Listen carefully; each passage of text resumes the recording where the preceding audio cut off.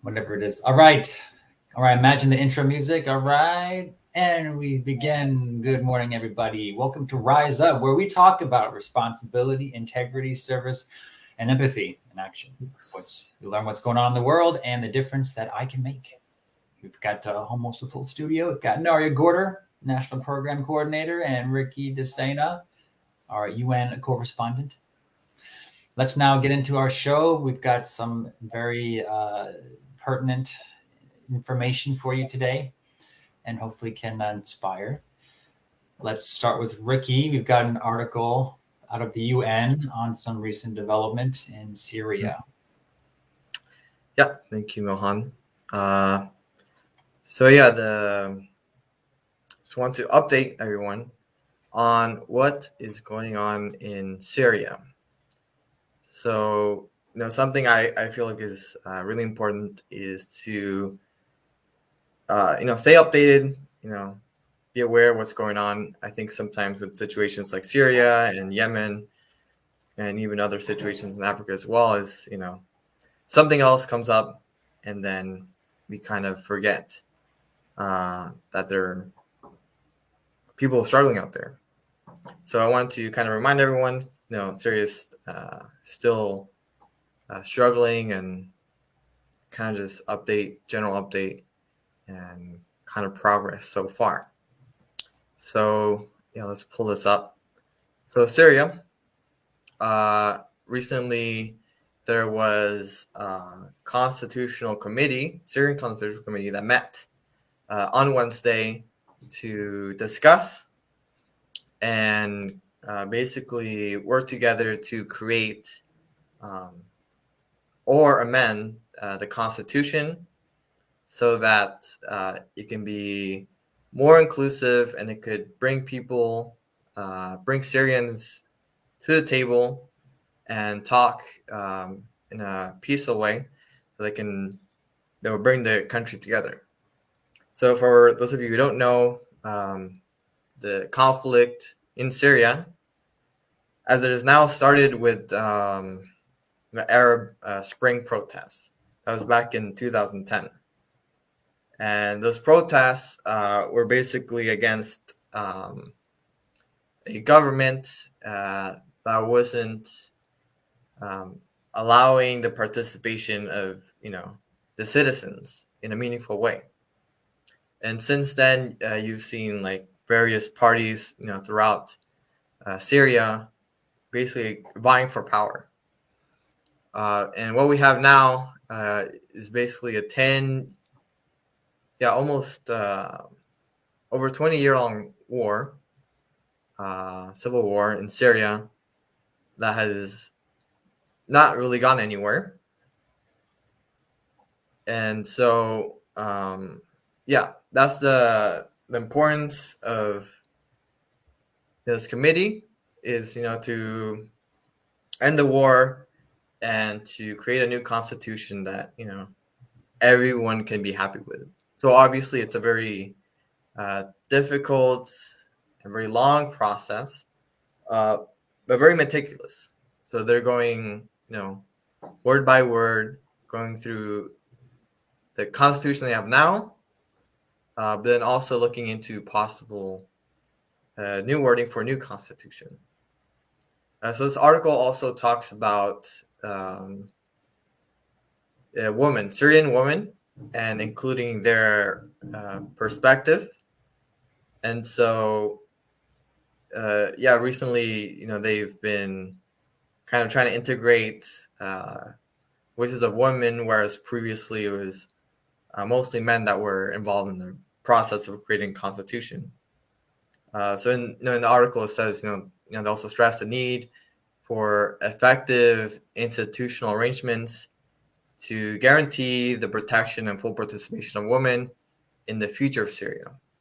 So, they're basically saying that, they want to create a constitution that isn't just inclusive of the parties vying for power, but, the parties that don't really have a voice, which in this case, it's the women. And, finally, I want to add that despite the progress, Syria is still struggling. Despite that, over 25% of the population has already left and are refugees in countries all over the world, mostly in like Turkey and Lebanon, but also in parts of Europe and the United States. Despite the fact, Syria, 90%, over 90%, is still below the poverty line. And so what we're seeing now is the UN stepping up efforts, not just in Syria, but also in countries like Yemen, who are also struggling since the Arab Springs, and bringing in, all kinds of aid that need, food, water, stuff like that. So yeah, that's basically the situation. And then I'm gonna bring it back to you guys for comments. Yeah, thanks, Ricky. And of course, I appreciate the UN and all the efforts they're making. I know there's trying to step up humanitarian aid, and because I mean, if you can't even eat or just have a decent, I think it was even only half of the hospitals are even functioning there. It's. I just saw a video of a little boy who's lost his parents and lost his arm in a bombing, and it's hard to function at all to even think about solving these problems without just basic human needs. So yeah, let's continue to support our nation here, Syria, and of course, are we hopeful? I mean, even in the slightest for this development? It sounds like even this article was saying there were some disappointing results from the last talk about reform, but I'm glad that we're looking at it being more inclusive, especially those in that who are affected by it, getting a voice, can speak more clearly about what the needs are. Mm-hmm. Yep. Yeah. I think there's definitely hope. I feel like there's no hope. There's no point in trying, right? So I feel like although progress is disappointing, I think the UN, the UN language generally can be a bit, negative in that sense. But progress is progress, and I think with progress comes hope. I like that. Progress is progress. Naria? Yeah, thank you, Ricky. Really don't know what to say exactly. I mean, some of the points you made is true that like there's these ongoing conflicts and tragedies happening, and then like new ones pop up, and then we kind of forget about the ones that like the news brought up before, but it's still out there, it's still happening, and it's still very serious. So that's a really good point and thing to always keep in mind. And hearing that the Constitution that they're giving opportunities and rights to women in reforming it in that way, I think that's pretty cool, and that is very hopeful and encouraging. So I'm glad to hear that for a country like Syria, that's what they're planning. And I can't imagine creating a constitution. I guess like completely new. It's like kind of makes me think about like America and our founding fathers, like. The thought and care of them wasn't taken for them to create the constitution for our country, and like building a country from the ground up, it's not easy. And so I'm just thinking like what does it take, and like how long is it going to take, and how do you know that the I guess structure that you establish is going to work?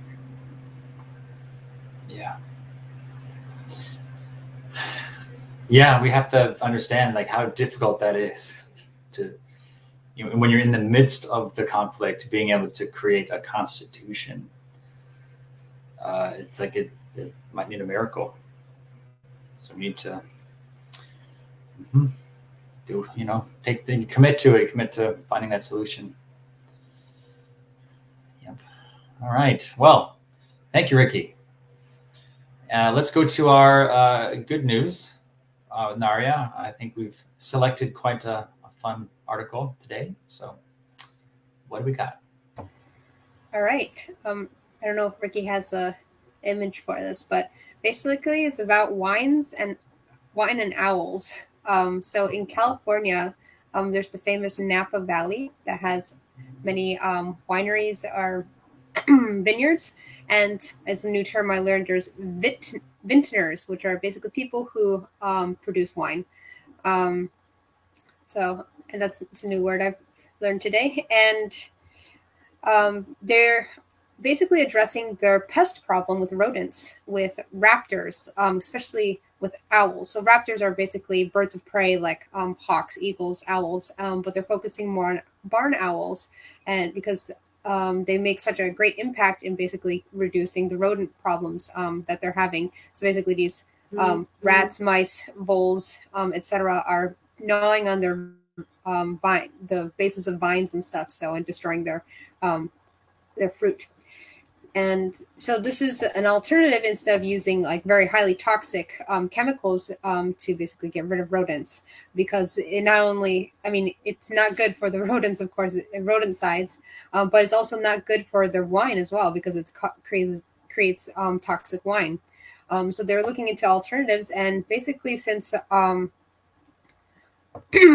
the 1980s, vineyards have been developing methods in basically bringing owls just by building an owl home, like a birdhouse, I guess, an owl box, in an area where they have a big rodent problem. And then barn owls find the box, I guess, and they just kind of settle in, and they make it a home and start getting rid of eating the rodents. So I thought that was pretty cool how easy that is in a way, but also that balance and like working together with nature, and also with the farming industry, how they're utilizing that. They have a kind of a natural problem with the rodents, but then they're bringing a natural solution in that way. So there's now like about 4/5 of the vineyards in the Napa Valley area like use these kinds of methods, so that there are more organic farms popping up, and not using as much pesticide.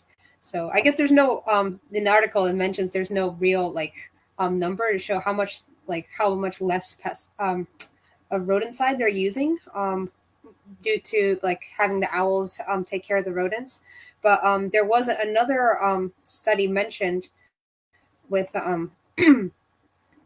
with using barn, or not just barn owls, but owls in general for taking care of dams, because the rodents around dams were causing problems with the structure, with burrowing around there, and they were able to save like over $200,000 by introducing the owls to as an alternative to getting rid of these rodents. So it's pretty neat how we're looking into these kinds of methods, and I think that's very hopeful, and that helps also the owl and raptor population as well, by taking care of them, protecting them, and also offering them this food source.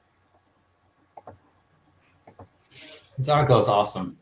It just it seems like a synergy project idea. You know, if someone thinks that, hey, why use all these rodenticides when we can bring in barn owls, and they're so cute. I mean, who wouldn't want them perched on the side of your farm? You know, I think it'd be really cool to see that. It's like an advanced scarecrow. Barn owls are probably my favorite ones. You look at those eyes like looking at you. This is so cute. You want to have one of those. Also reminds me of cats. You know, it's like if you have a mice problem, just bring in a cat. Don't make it a big deal. You know, just that's the way it was designed, right? Or bugs. Cats are great at getting rid of bugs too. That's right, bugs. Yeah. Like, oh, what gets rid of bugs too is spiders. But wait a second, you don't really want spiders in your house, so get cats. Yeah, they can take care of those too. But yeah, I don't know what else to say here. I think it's just getting creative and having new ideas for solutions. Yeah, kind of utilizing the resources that are already there and available in a way. There you go. Exactly. All right. Thank you, Noria. Oh, Ricky, you want to comment? I thought it was off the hook thing.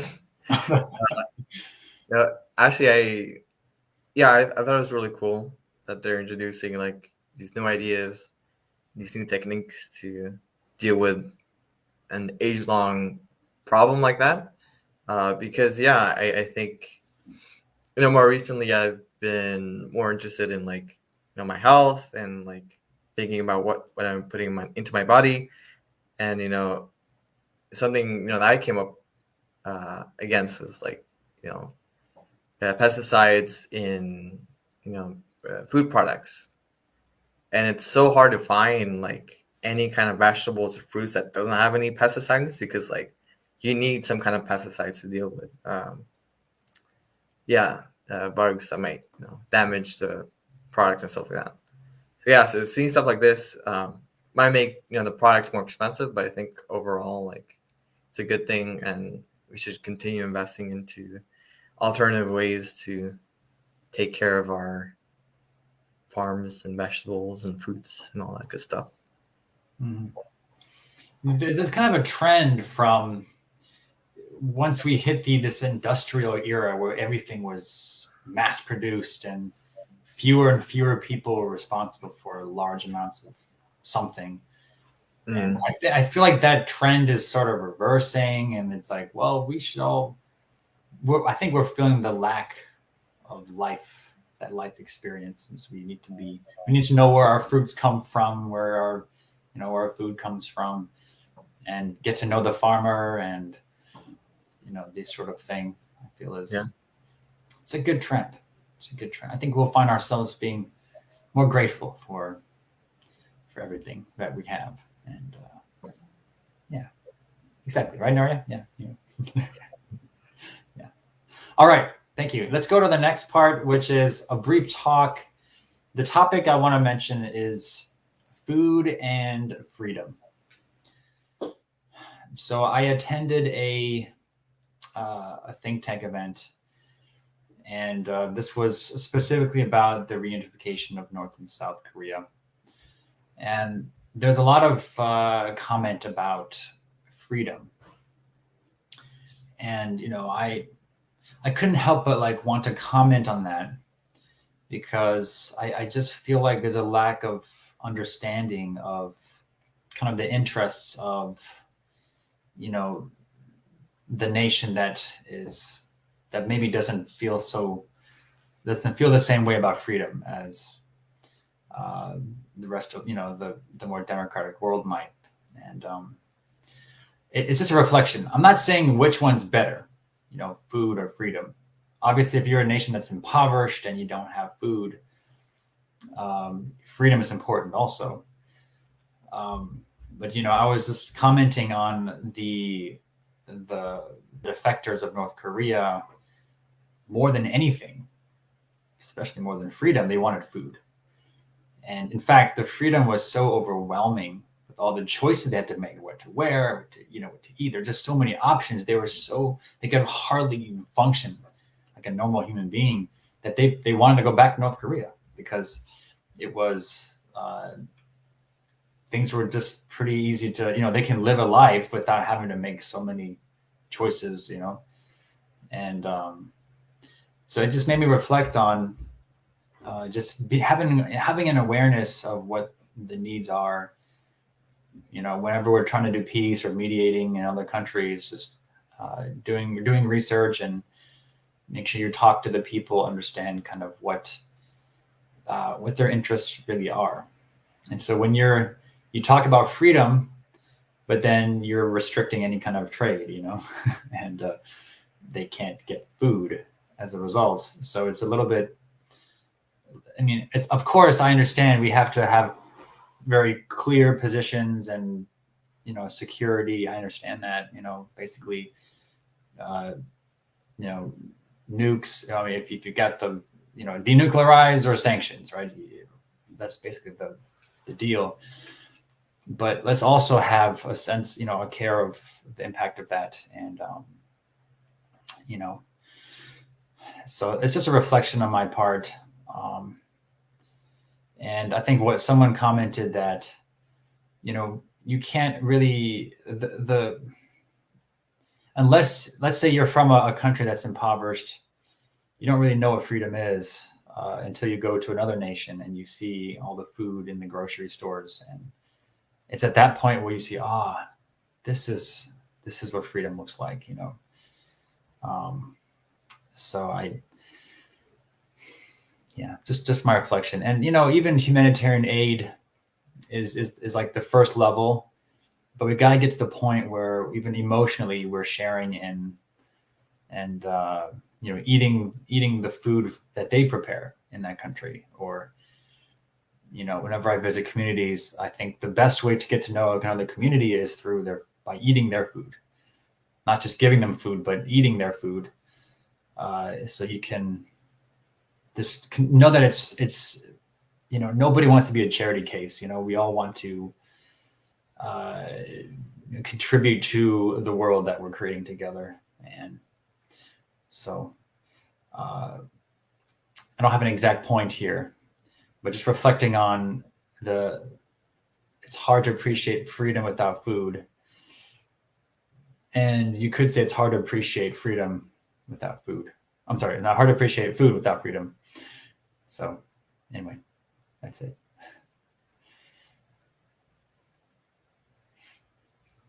Did that make any sense? or did you get anything out of it? Maybe a better question.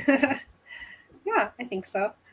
Yeah, it's a good point about kind of what our understanding of freedom, like we haven't experienced the like really dire situations people have who are like in these underdeveloped countries or have restrictions or can't have access to like basic needs. Unless we've experienced it ourselves, then we can have an inkling. Like it's really hard to conceive unless you've actually experienced it. That's the reality. So yeah, your point about how North Koreans who defected, like more than freedom, they wanted food. That's like a basic necessity, and that's basically what you need to survive, just to stay alive. Even if you don't have freedom, you can at least be alive. And then that point about how like once they were free, they had way too many options or choices that like they didn't know how to deal with it. That's just an interesting thing to think about. Like it's not something we come across as like as a problem. Like that's not a problem for us. But then like we've never lived and been in their shoes, and how overwhelming that must be. Like coming from somewhere where it's completely restricted to like everything that you want is like at your disposal, and it's like what do you do? And yeah, I can understand how that can be like, I don't want to deal with this. This is way too much work. So yeah, like I guess when we want to help people is really thinking that concept and mentality of living for the sake of, but really trying to see like what does this person need, like where are they coming from, and what are their like mental and physical needs really, and being able to address that. So that's kind of what came to mind when you're talking about it. I love it. That makes a lot more sense than what I just said. So thank you. I'll just Ricky, interpret your talks afterwards. that's how it goes, guys. I just say a bunch of random stuff, and then Nara makes sense of it, and Ricky breaks it down. Yeah, break it down. Ricky, break this down. Yeah, actually, just to continue on this conversation about freedom and like people going from places like North Korea to United States or Europe. Yeah, it's like I was thinking about it recently, but I do feel like we do take for granted what we have, because it's so funny how like here in the States, it's so common for us to like complain and be like, man, things here are so bad, the police suck, like we need socialism here and all that. But then like you get someone from like North Korea or someone from China or Middle East, they come here and like, man, America's great. I love America. And so like, in that sense, like freedom can be like so subjective. And so, yeah, I think, it takes, I think part of freedom is also like being able to appreciate, what we have, because, there's other people who really don't have anything close to what we have, at least here in the States, right? Other parts as well. Yeah, it is easy to take for granted. It's like if you live in a free country, it's hard to know what freedom really is. In some ways, actually, because you have so many choices, and sometimes you feel enslaved by your possessions, or that can also happen, where you actually are not as free as you thought you were. You feel forced into all the trends and all the different things you have to do, when in fact you could just drop it all, move to a nation that doesn't care about those things, and you are actually freer there.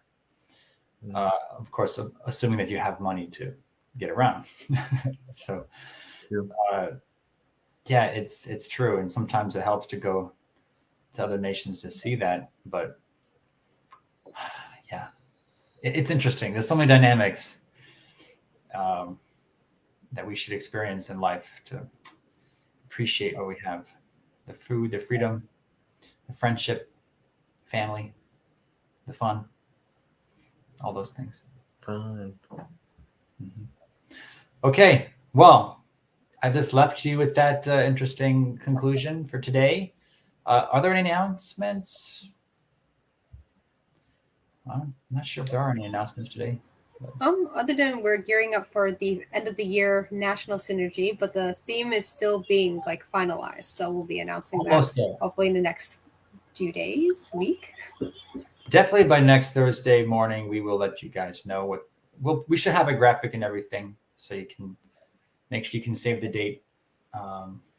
We are looking at a day after Christmas, probably done on a weekday, on a weeknight. We'll see, but we'll let you know. Yeah. And Okay. this is the competition that goes on to regional and international. So if you win the national one, you go against Canada for the regionals for North America, and then the winner goes on to international to go against the 7 regions of YSP across the globe. That's right. So you don't want to miss that one. Okay, everybody. Thanks for tuning in. We'll see you next week. Bye-bye. Bye.